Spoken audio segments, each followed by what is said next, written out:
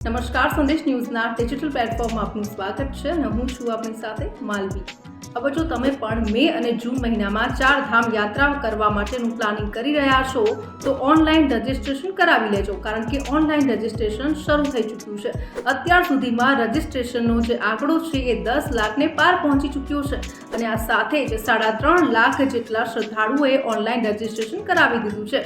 સાથે જ વાત કરીએ ઓફલાઈન રજિસ્ટ્રેશનની, તો યાત્રા શરૂ થયા બાદ 40% ઓફલાઈન રજિસ્ટ્રેશન કરવામાં આવશે અને આ સાથે જ 2 મેના રોજ કેદારનાથ ધામના કપાટ ખોલવામાં આવશે અને 4 મેના રોજ બદ્રીનાથ ધામના કપાટ પણ ખોલવામાં આવશે અને આ સાથે જ 30 એપ્રિલે ગંગોત્રી અને યમુનોત્રી ધામના પણ કપાટ ખોલવામાં આવશે. તો જે શ્રદ્ધાળુ 4 ધામ યાત્રા માટે જવાના છે એ લોકો ઓનલાઈન અથવા ઓફલાઈન રજિસ્ટ્રેશન જરૂરથી કરાવી લેજો અને આવા જ ઇન્ફોર્મેટિવ વિડીયો જોવા માટે સંદેશ ન્યૂઝના ડિજિટલ પ્લેટફોર્મ સાથે જોડાયેલા રહેજો.